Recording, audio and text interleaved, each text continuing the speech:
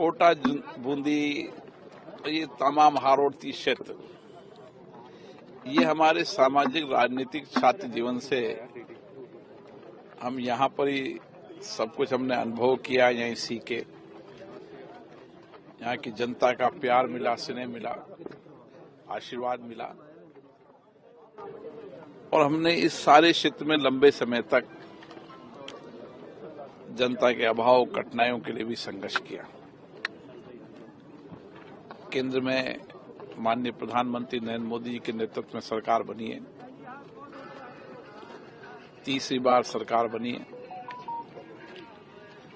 और तीसरी बार जहां नरेंद्र मोदी जी के नेतृत्व में देश आगे बढ़ेगा, हमारी कोशिश होगी कि राज्य और केंद्र मिलकर, क्योंकि राज्य में भी भारतीय जनता पार्टी की सरकार है, केंद्र में भी भारतीय जनता पार्टी, ये संयोग काफी वर्षों बाद राजस्थान को मिला है, और इसलिए हमारी कोशिश होगी कि किस तरीके से दोनों सरकारें मिलकर यहाँ की अपेक्षाएं, आकांक्षाओं को पूरी कर सके, और विकास के मॉडल पर, इंफ्रास्ट्रक्चर के मॉडल के साथ साथ रोजगार सृजन के साधन उपलब्ध हो सके, ताकि नए नौजवानों को रोजगार मिल सके। आज मुझे खुशी है कि देश के अंदर नए प्राइवेट सेक्टर, हर सेक्टर के अंदर जिस तरीके की प्राइवेट सेक्टर के अंदर, निजी क्षेत्र के अंदर लोग भारत में इन्वेस्टमेंट कर रहे हैं,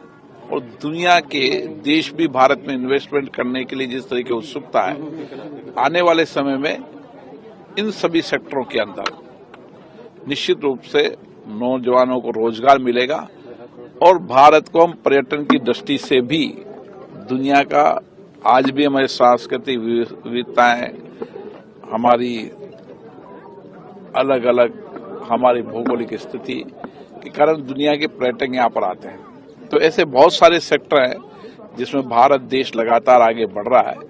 इस मोदी जी के तीसरे कार्यकाल में मुझे आशा है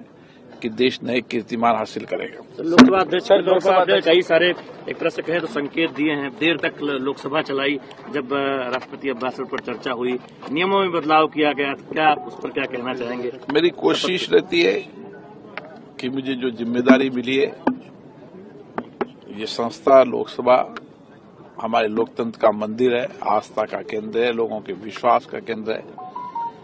इस पर देश के चुने लोगों की अपेक्षाएं, आकांक्षाएं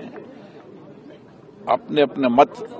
विचारधाराओं के आधार पर रखे जाते हैं। सभी लोगों के विचार आए, सभी लोगों के मत आए, सभी लोग अपने क्षेत्र की आकांक्षा, अपेक्षाएं बताएं, और सबका सामूहिक रूप से देश के विकास में योगदान हो। इसलिए कोशिश रहती है कि संसद जितनी देर रात तक चलेगी, उतनी चर्चा, संवाद होगा, सबका मत आएगा, और उस मत के साथ हम सामूहिक मिलकर देश के विकास की एक नई दिशा दे पाएंगे। जी भारत।